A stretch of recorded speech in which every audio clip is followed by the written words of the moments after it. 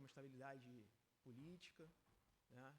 Guerras e rumores de guerras, mas estamos firmes, né? Nossa esperança não se limita a Deus somente nesse mundo. Estamos firmes sabendo que Deus é o nosso socorro, nossa fortaleza, nosso auxílio bem presente, né? Em todos os momentos da nossa vida, Ele está conosco.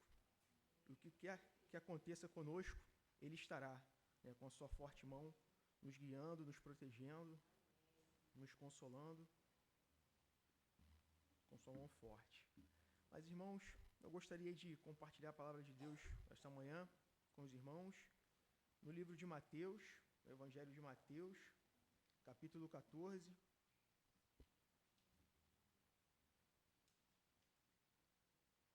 Evangelho de Mateus, capítulo 14,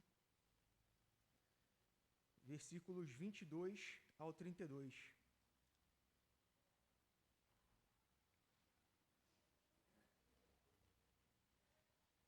Evangelho de Mateus, capítulo 14, versículos 22 ao 32, que assim diz. Versículos 22.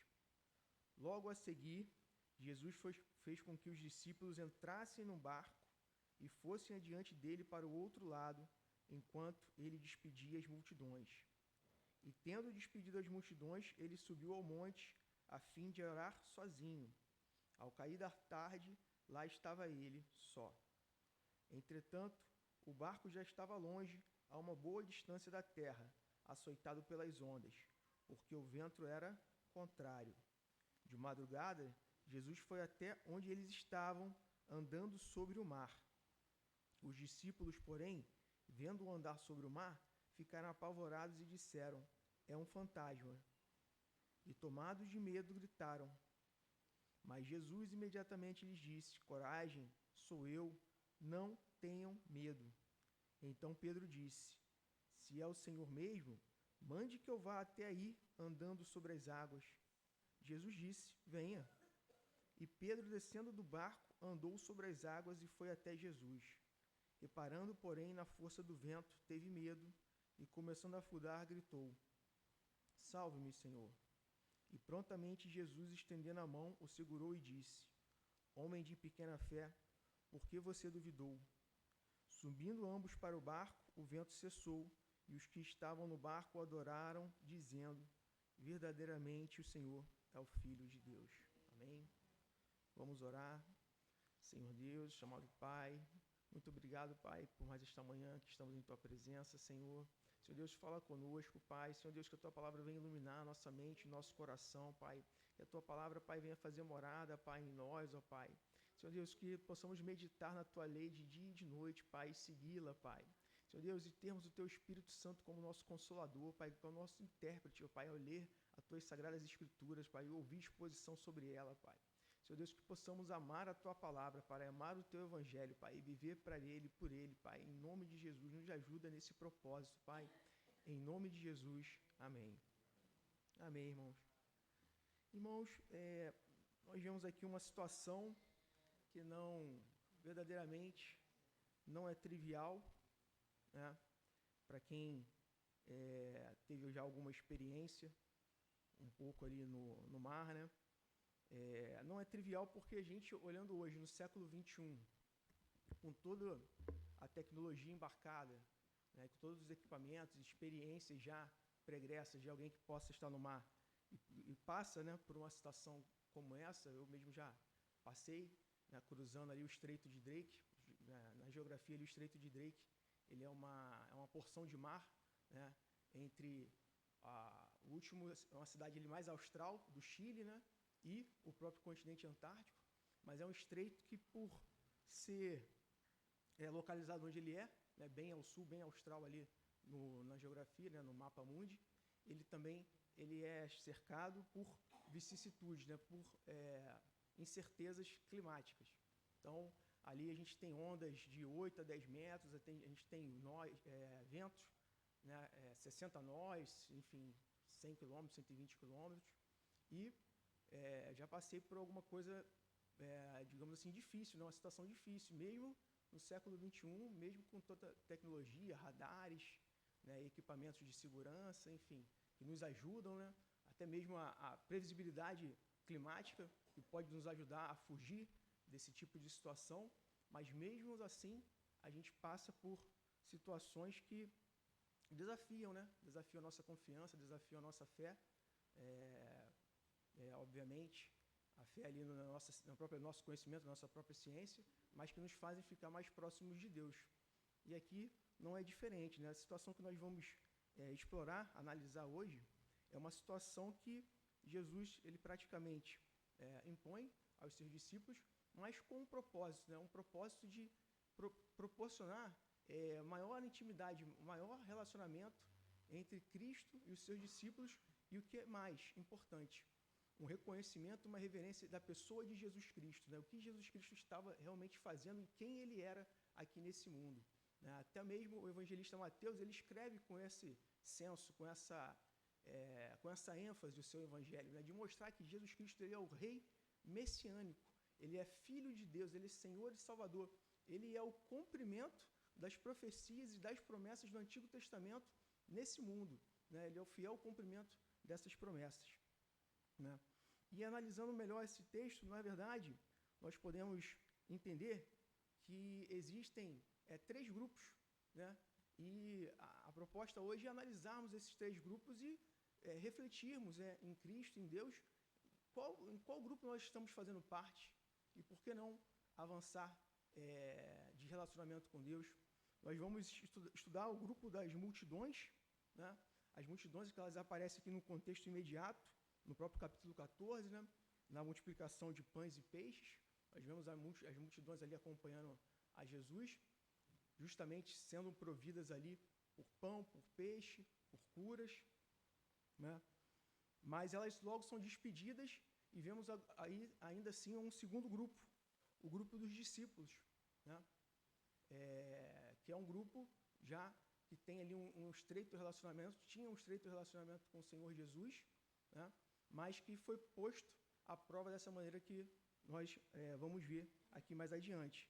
E temos ali mesmo ainda, mesmo dentro do grupo dos próprios discípulos que já tinham esse estreito relacionamento com Cristo, nós vamos ter, certamente eles estavam em aprendizado, né? Assim, tal como nós estamos ainda nos dias de hoje, mas ainda vamos ter um terceiro tipo de, né, relacionamento, ou uma pessoa, né? Que vai ser o apóstolo Pedro, que, diferente dos outros discípulos, ele vai dar um passo, literalmente um passo adiante ali naquele cenário, né? Mas entendemos também, né, ali como o apóstolo Paulo fala em Romanos 8, 28, que todas as coisas contribuem para o bem daqueles que amam a Deus, né, para aqueles que são chamados pelo seu propósito. Então, esse movimento, esse tempo que houve aqui na vida daqueles discípulos, na vida do apóstolo Pedro, ele foi um tempo que tinha um propósito de Deus maior na vida deles. Então, todas as coisas, todas as dificuldades, todos os problemas, todas as incertezas, tudo aquilo que acontece com a nossa vida, seja bom ou seja ruim, ele acontece para a glória de Deus, né? Acontece para o nosso bem. Nós temos que acreditar, nós temos que ter fé nesse evangelho, né? E esse tipo de evangelho que Jesus Cristo veio deixar para nós, né? Veio nos mostrar que é o evangelho, sim, do sofrimento aqui neste mundo, mas também da glorificação vindoura. Mas, voltando aqui, né, nós temos o primeiro grupo, então, o grupo das multidões, né? E aqui, o contexto do nosso texto, ele já registra, no início do capítulo 14, a morte de João Batista, e com base nessa notícia, nós vemos aqui no versículo 13, Jesus ele então se ausentando, se retirando, né, com base nessa notícia, certamente, né, mexeu ali com o nosso Senhor Jesus, e ele se ausenta, quer ficar à parte num lugar deserto, né? É o que está registrado em Mateus 14, 13. Mas, ao saberem disso, né, as multidões vieram das cidades e seguiram Jesus por terra, e foram até Jesus, né? E aí eles se mostram como atores ativos nessa narrativa, né? Logo no início do versículo 22, no nosso texto, logo a seguir, Jesus fez com que os discípulos entrassem no barco e fossem adiante dele para outro lado, enquanto ele se despedia das multidões. Ele se despedia dessa mesma multidão, a qual ele operou milagres né, curou enfermos. Isso está registrado também no versículo 14 do mesmo capítulo 14. Ó. Ao desembarcar, Jesus viu uma grande multidão, compadeceu-se dela e curou os seus enfermos. Né? Jesus, então, ele viu essa multidão como nosso mestre, o mestre do amor, ele se compadeceu dessa multidão, ele viu que essa multidão, muita gente estava ali precisando o quê? De cura, de libertação, né? E aí ele operou um milagre na vida daquela multidão. Mas não foi a única situação que ele fez ali, né, de proporcionou bem para aquela multidão, não foi apenas curar os enfermos, né? O texto ele segue falando que Jesus ele viu também que não poderia despedir, né? Viu que não poderia despedir aquela multidão com fome para suas casas, já estava ficando tarde, já estava anoitecendo, e Jesus multiplicou pão e peixes para aquela multidão, e aquela multidão que já estava ali com fome e faminta foi alimentada, né? O texto diz 5.000 homens foram alimentados por Jesus, né? Então veja, uma multidão que segue a Jesus e é curada das suas enfermidades, uma multidão que segue a Jesus e tem o pão e tem o peixe, né, providos por Jesus Cristo, mas que efetivamente no versículo 22 elas foram dispensadas, né? Porque o que estava para acontecer aconteceria pelo aquele grupo reduzido com o qual Jesus tinha um relacionamento maior, com o qual Jesus tinha chamado. Então, nós temos que refletir, meus irmãos, e entender por que isso também acontece. Isso a gente vai ver no Evangelho paralelo, né? Em João, capítulo 6, versículo 15, no texto paralelo, aliás, né, está assim registrado que Jesus ficou sabendo que estavam para vir com a intenção de fazê-lo rei à força. Então ele se retirou outra vez sozinho para o monte. Então aquela multidão que tinha desfrutado das curas das suas enfermidades, aquela multidão que tinha sido provida em suas necessidades mais básicas, fisiológicas, né, ela agora teve uma visão totalmente deturpada de Jesus, porque elas queriam fazer Jesus rei à força.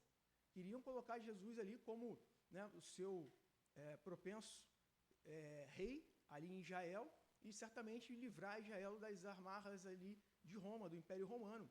E a multidão ainda continuava a pensar no curto prazo e nas suas necessidades mais, digamos, primitivas, mais básicas. Né? Elas não entenderam, e os sinais de Cristo servem para isso, né, para demonstrar que Jesus Cristo é Senhor.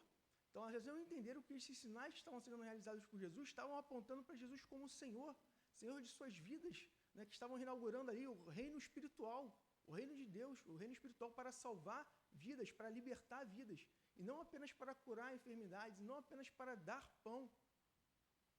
Né? Então a multidão não entendeu nada do que estava acontecendo ali, naquele momento, e na obra de Cristo ali, naquela situação, naqueles dias. Né? Será que estamos também inseridos nesse grupo? Será que estamos seguindo a Cristo pelas nossas necessidades mais básicas, mais imediatas? Estamos tornando Deus o nosso refúgio em termos de necessidades mais prementes, e não nosso Senhor, e não nosso Salvador? Não estamos entregando a nossa vida nas mãos de Deus como verdadeiramente Senhor e Salvador da nossa vida? Ou estamos apenas barganhando? Não, Senhor, eu estou aqui te servindo, mas eu preciso, né, do pão, preciso do peixe, preciso da cura. Obviamente que o Senhor, Ele é Senhor para fazer isso em nossas vidas, como Jesus fez aqui na vida da multidão. Ele é Senhor e Salvador, e Ele faz isso porque Ele é todo poderoso. Ele não vai deixar de faltar o pão na nossa mesa, né? Seja pela capacidade que Ele nos deu de trabalhar, ou seja pela interferência e pela ajuda mútua de outros irmãos nos ajudando. Ele é Senhor e Salvador, Ele também vai curar doenças e enfermidades em nossas vidas, porque Ele é o médico dos médicos. Mas o Senhor quer mais conosco, o Senhor quer um relacionamento maior conosco, por isso que Ele nos coloca em situações parecidas com que esses discípulos aqui viveram no mar da Galileia. Situações que nos fazem nos aproximar de Deus, não como provedor apenas, mas como Senhor e Salvador das nossas vidas, como Criador todo-poderoso dos céus e terra, como o Senhor que quer intimidade, quer relacionamento conosco. Amém? E com isso nós vamos então para o segundo grupo, o grupo dos discípulos. E no versículo 22, né, a gente já deixa, o evangelista já deixa registrado, né, que Jesus, ele então despede as multidões e fez com que os seus discípulos entrassem no barco e fossem adiante para o outro lado. Então veja que Jesus, ele coloca os seus discípulos dentro daquele barco para cruzar ali o Mar da Galileia. É um mar também que era um mar que, por sua formação geográfica, né, ele tem nas suas vizinhanças cadeias montanhosas. Isso faz com que haja ali muito fluxo de vento no Mar da Galileia e ocorram instabilidades de uma hora para outra, ocorrem tipos de instabilidades climáticas lá, e eles passavam por essas situações, e eram marinheiros experimentados ali naquele mar, né, os discípulos de Jesus. Mas o fato é que o Senhor Jesus que coloca eles no barco. Então, Jesus que nos coloca nas situações que nós vamos viver, porque Ele quer nos provar, Ele quer nos diferenciar de uma multidão, Ele quer ter um relacionamento mais íntimo conosco, Ele quer demonstrar que Ele é Senhor e Salvador na nossa vida, como vai ficar mais explícito aqui, o evangelista registra que aqueles discípulos, como eles então reverenciaram Jesus no final desse milagre, no final dessa situação. E Jesus subiu ao monte, no versículo 23, ao monte a fim de orar sozinho. Certamente estava ali intercedendo pelos seus, pedindo ao Pai, como hoje Ele está também à destra do Deus Pai intercedendo por nós, né? E Ele não está sozinho. Deus é tão bondoso, Deus é tão maravilhoso, Deus efetivamente mostra tanto que realmente é um plano que está em curso, né, que nos salvou, que Ele mandou a terceira pessoa da Trindade, o Espírito Santo, para estar conosco também. Então, além de Jesus Cristo intercedendo por nós, à destra de Deus, está o Espírito Santo também intercedendo por nós, em nossas vidas, né? Mas ali Jesus nos dá uma lição, né, também sobre a oração, a importância da oração. E no versículo 24, está registrado que o barco já estava longe. No texto paralelo, em João, capítulo 6, versículo 11, está escrito que eles já tinham navegado cerca de 5 a 6 quilômetros.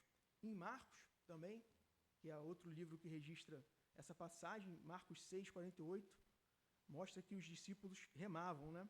Então, os discípulos estavam ali, com a força dos seus próprios braços, remando, com o vento contrário, né? Porque isso também está registrado aqui, né? Que o vento era contrário. Então, apesar de situações que Jesus nos coloca a viver, né, nós sabemos que Jesus que nos coloca nessas situações, né, que nos direciona para tal, nós queremos tomar, né, a frente do barco e nos remar por conta própria, né, e fazer a nossa própria vontade, às vezes, o nosso próprio querer, com a nossa própria força física, tentar, né, alcançar ali o objetivo. Mas as ondas, elas vão bater de forma contrária. Assim como o vento vai soprar, ele vai soprar também pela proa, que é a frente do navio, vai soprar, né, te distanciando do teu objetivo final, do cais, do porto seguro ao qual você quer chegar, né? Assim também é com a nossa vida. Assim foi com a vida desses discípulos. Mas não parou aí, meus irmãos, né? E o interessante também dizer que os discípulos já haviam visto Jesus acalmar a tempestade. Isso está registrado em Mateus capítulo 8, do versículo 23 a 27. Né? Então, por que Jesus não acalmou aqui também a tempestade antes? Né? Justamente para aumentar o nível da fé. Porque se eles já tinham visto Jesus acalmar a tempestade, algo a mais deveria acontecer na vida daqueles discípulos, para que eles pudessem dar um passo em sua fé em direção a Cristo. Né? E como eu já coloquei antes, navegar dessa forma não é trivial. Imagina naquela situação, né? Naquele barco desprovido de equipamentos tecnológicos, não tinham GPS, não tinha, enfim, eles não tinham recursos de climatologia, eles estavam ali realmente naquela noite, e ainda com esse fator ainda, né? Faltou para piorar a situação deles, estavam navegando ali à noite, sem visibilidade, e vivendo ali, né, essa situação de ao sabor das ondas, serem jogados ao sabor das ondas, estarem tentando remar um destino, para Cafarnaum, e não estavam conseguindo, né? Assim também, né, na nossa vida, meus irmãos. Às vezes nós vivemos essas situações que ficamos apavorados, ficamos amedrontados e ficamos pensando que estamos até sozinhos no nosso barco, né, tentando por nossos próprios braços, a própria carne, remar e fazer acontecer. Mas Deus quer nos dizer essa manhã que não. Ele está conosco. Ele é Deus conosco, como também registra o evangelista Mateus. Ele quer provar isso. Ele vai ao nosso encontro, ele vai à nossa dificuldade, ele vai nos ajudar. Ele já nos mandou o Consolador, o Espírito Santo, justamente para fazer isso em nossas vidas, para nos ajudar, para não nos deixar por conta própria. O Espírito da vida operando em nós. Amém? E aqui, dos versículos 25 e 26, nós vamos ver que Jesus gostava de surpreender, né, os seus discípulos. Por quê? Porque de madrugada Jesus foi até onde eles estavam, andando sobre o mar. Olha como é maravilhoso. Jesus, ele vai nos surpreender. Porque Ele é Deus, Ele nos conhece, Ele nos criou, Ele sabe o que se passa conosco.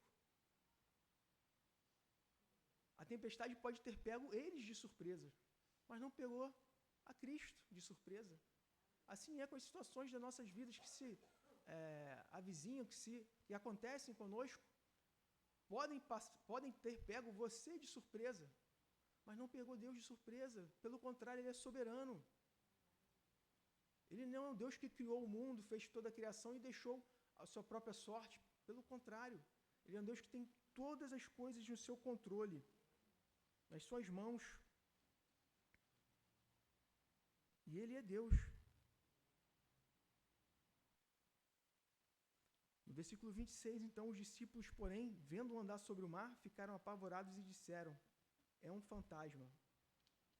E tomados de medo, gritaram. Aqui é interessante ver que Jesus estava vindo por detrás do barco, né? Então ele estava caminhando ali, certamente pela popa, porque ele queria tomar a dianteira dos discípulos e mostrar aos discípulos quem ele era. Isso está registrado também no texto paralelo, em Marcos 6,48. Então, enquanto os discípulos estavam com a proa ali, contra o vento e tentando remar para o seu destino final, Jesus, então, do ponto que Jesus estava, ele sai e vai andando, e começa ali a ser visto pela popa, por trás do navio, tentando ali chegar à frente e aparecer para os seus discípulos, né? Medo e cansaço, então, tomavam conta daqueles homens. E eu não os julgo, porque também sou homem, me imagino nessa situação. Eles, então, não imaginariam, não conseguiriam entender que poderia ser o próprio Cristo, assim como era o próprio Cristo ali, indo ao encontro deles, ao socorro deles. Eles ficaram, então, imaginando que fosse um fantasma, né? Algo para piorar a situação, algo que já estava ruim. Eles começaram a imaginar, né, que estava acontecendo, então, algo ainda pior. Não é assim também conosco, meus irmãos? Às vezes a situação está começando a se resolver, Deus está efetivamente se fazendo, né, se mostrando na situação, e a gente ainda começa a murmurar, começa com medo, com cansaço, com pavor, começa a murmurar, ou então não entender o que Deus está fazendo, o que está acontecendo. Assim também é com a nossa vida, assim também é conosco. Mas Jesus, ele quer mostrar efetivamente que ele está conosco, que ele está presente em nossa angústia, em nossa dificuldade. E se preciso for, ele vai andar sobre as águas. Amém? Até porque o maior milagre ele já fez, meus irmãos. Por que todas as coisas cooperam para o bem daqueles que amam a Deus? Porque Jesus Cristo já pagou o preço por nós. Toda cédula que era contra nós foi rasgada na cruz do Calvário. Então, andar sobre as águas, sim, foi algo miraculoso, algo que mostrava o domínio de Jesus sobre a natureza, sobre as leis da física, a lei da gravidade, sim. Mas mais do que isso, o se entregar na cruz por nós foi algo que marcou a história da humanidade, a história da criação, toda a história, para sempre, de uma vez por todas.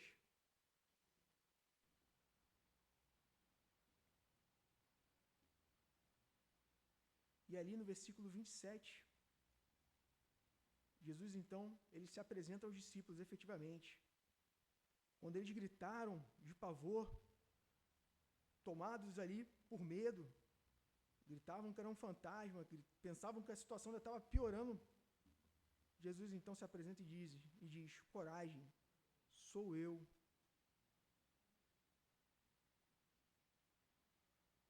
Então Jesus se apresenta àqueles homens e diz: sou eu, o Mestre, sou eu, o Senhor. Não tenham medo, coragem. Estou aqui na situação com vocês. Nós temos um Deus presente conosco, como nós já falamos, um Deus conosco, que Ele sofre as dificuldades conosco. Nós temos um sumo sacerdote perante Deus que se compadece de nós, em Hebreus está escrito isso. Alguém que se fez carne e habitou entre nós e viveu como homem aqui neste mundo, sabendo e conhecendo todas as nossas dificuldades, sabendo e conhecendo como as situações difíceis podem se apresentar em nossas vidas, e está conosco para interceder também junto ao Pai por nós, tendo esse pleno conhecimento do que é a vida humana. E aqui, com esse pleno conhecimento do que é a vida humana, ele se apresenta como sou eu, ou eu sou. Né? E como aparece, é mais frequente no livro de João, mas como aparece aqui, eu sou eu, na verdade, no grego, é a mesma termo utilizado que Deus utiliza em Êxodo 3,14 para se apresentar a Moisés. O ego eimi, no grego, eu sou. E aqui os discípulos então enxergam ali uma teofania de Jesus, já se apresentando como Deus, dominando ali as leis da natureza. Ele vocaliza também isso, sou eu, o eu sou, o Yahvé, o nome inefável de Deus. Né? E é assim que Deus também se apresenta a nós.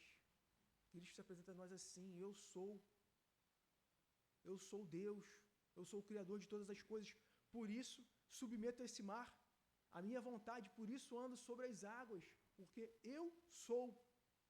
O eu sou que se apresentou a Moisés no deserto, o eu sou que estava em Gênesis também, dominando sobre as águas, está aqui também, nesta manhã, estava lá na Galileia com os discípulos, está aqui nessa manhã, pela presença do Espírito Santo,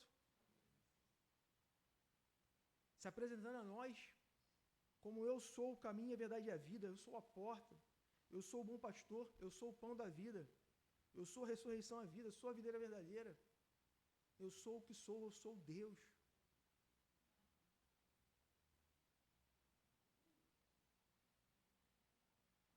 Não tenham medo, porque eu sou Deus. Então, ali com aquele grupo de discípulos, Jesus já estava se relacionando dessa forma e todos viram essa forma grandiosa, gloriosa que Jesus se apresentou ali para eles. Mas ainda tinha mais um grupo, na verdade, mais uma pessoa, né? Mais uma característica a ser apresentada, mesmo em meio a todo esse relacionamento e a esses acontecimentos, que foi com Pedro. E no versículo 28, Pedro assim diz: se é o Senhor mesmo, mande que eu vá até aí, andando sobre as águas. E Jesus diz: venha. E Pedro, descendo do barco, andou sobre as águas e foi até Jesus. Não foi por causa de Pedro que isso aconteceu, meus irmãos. Porque ali o Senhor, que tinha todo o domínio da natureza e das leis da física, e tem todo o domínio, Ele chamou Pedro, venha. Pedro então saiu daquele barco, desceu daquele barco e pisou como se estivesse pisando em terra firme. Meus irmãos, nós podemos comparar aqui também a esse processo, ao processo de santificação das nossas vidas. Isso exposto no livro de Romanos, mais especificamente em Romanos 8.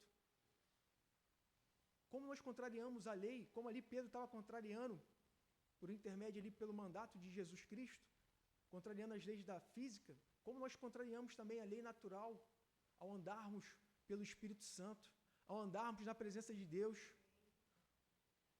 pisando a cada passo que nós damos, ao que deveria nos submergir, nós pisamos em terra firme e olhando para Cristo, autor e consumador da nossa fé. E no nosso caso, olhamos para um Cristo ressurreto, um Jesus que morreu por nós sim, mas ressuscitou, mas no processo de santificação está olhando por nós, está conosco. Então, a cada passo que nós damos, contrário à lei da morte, à lei do pecado, andando pela lei da vida, andando pelo Espírito Santo, é um passo que nós damos em direção a Cristo, aquele que é Senhor e Salvador da nossa vida, aquele que nos conhece, aquele que nos ama, aquele que morreu por nós sim, mas ressuscitou, a um Cristo ressurreto, olhando para Ele.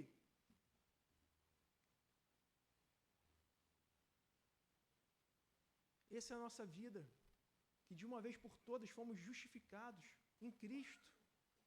E estamos sim nesse processo de santificação. E é um processo, meus irmãos, que pode ser que aconteça de quase submergirmos, quase afundarmos, como aconteceu aqui. Versículo 30. Reparando, porém, na força do vento, teve medo e, começando a afundar, gritou: salva-me, Senhor. Pedro. Sim, nesse processo, nesse caminhar no Espírito Santo,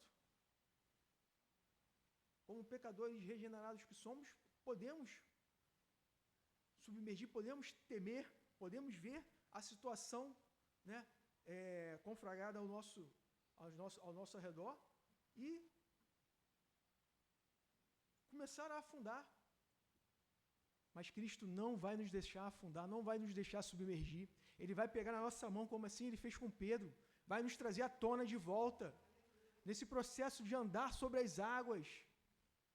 É um processo realmente contra a lei, contra a natureza. Mas é um processo que fazemos em Cristo, não por nós mesmos, não pelos nossos próprios braços, não pelos nossos próprios méritos, mas em Cristo. E mesmo se submergirmos, começarmos a submergir, começarmos a afundar, Ele não vai nos deixar a descer o mar. Cristo não vai nos deixar a naufragar. Cristo está conosco nesse processo. O Espírito Santo está conosco, o Espírito da vida está conosco, Ele é a nossa garantia. Em meio às dificuldades, em meio às perseguições, em meio aos sofrimentos, em meio à dor, Ele vai estar conosco. Filho, tu é meu. Tu és meu, filho. Eu te criei. Eu te conheço. Se nas águas tu passares, não vão te afogar. Se no fogo tu passares, não vai te queimar. Porque Deus estará conosco. Mas veja, se passares pelas águas, então, nesse processo nós vamos passar pelas águas. Se passares nesse processo, nós vamos passar pelo fogo. Jesus não promete falta de sofrimento para os seus. Pelo contrário, apóstolo Paulo foi a maior prova de sofrimento, de perseguição em nome de Cristo. Ele diz em Romanos 8,18: porque para mim tenho por certo que as aflições desse tempo presente não são para serem comparadas para a glória que nos há de ser revelada. Então, esses sofrimentos, as dificuldades, as aflições, na verdade, ele se comparava com aquilo que seria revelado ainda, que ainda há de ser revelado para nós também em Cristo.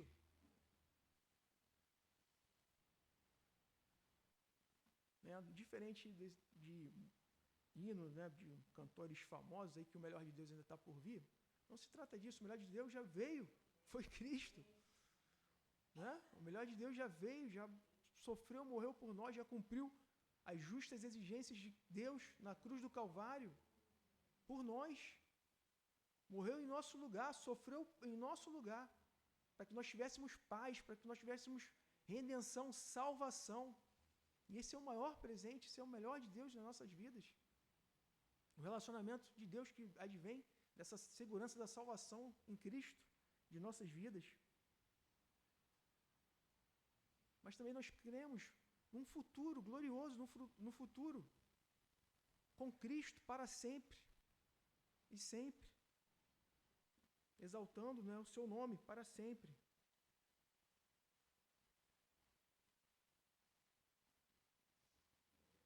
Então essa foi também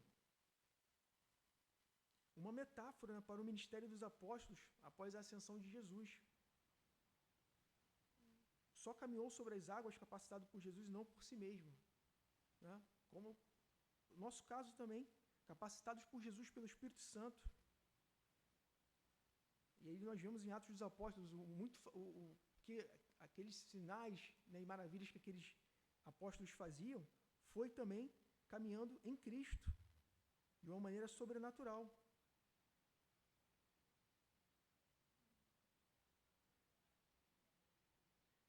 E no versículo 31, prontamente Jesus, estendendo a mão, o segurou e disse: Homem de pequena fé, por que você duvidou? Então veja, não se trata de nós, se trata dele. Dele segurando a nossa mão. E assim, mesmo a fé sendo pequena, ele nos salvando.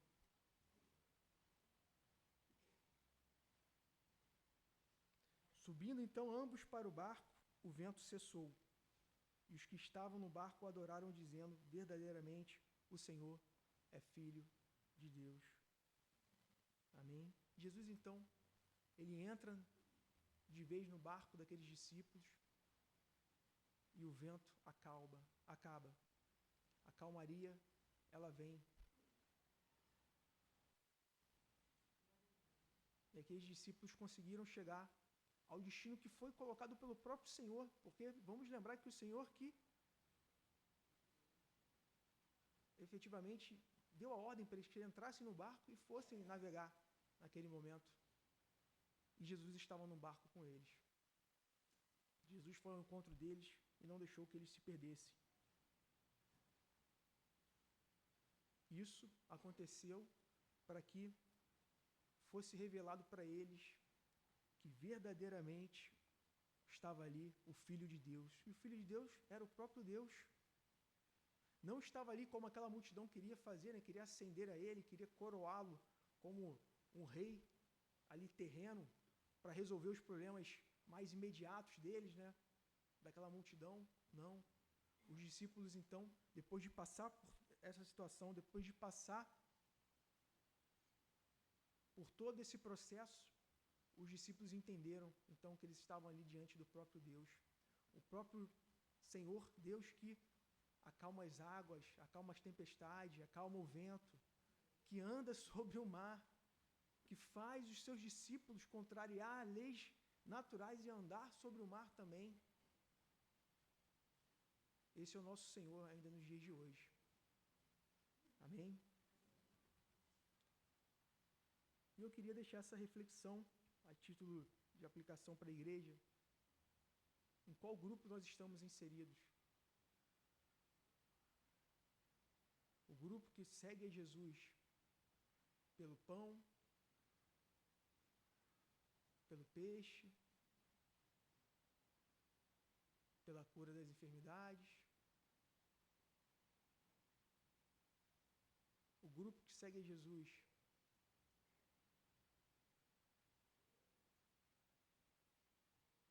e nas situações difíceis vai se apavorar, com Cristo ali chegando para acudir e acolher, vai pensar que é um fantasma, ou nós estamos com Cristo para andar sobre as águas nesse processo de santificação e viver uma vida cada dia mais parecida com o próprio Cristo, olhando para Ele, autor e consumador de nossa fé.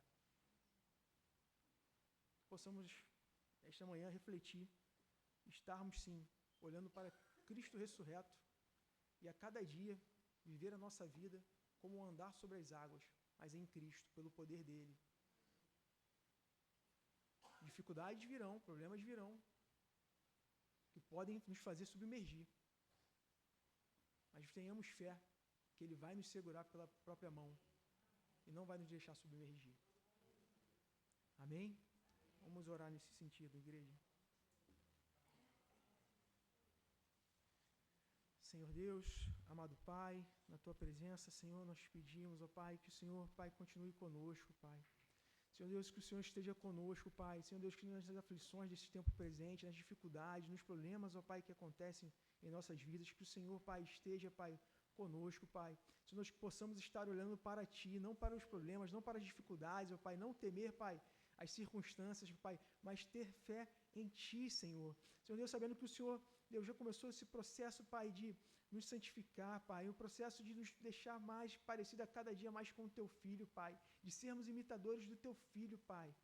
Senhor Deus, que nossa vida venha a ser, Pai, vivida, Pai, com esse propósito, Pai, que possamos, Pai, buscar o Teu Evangelho genuíno, Senhor Deus.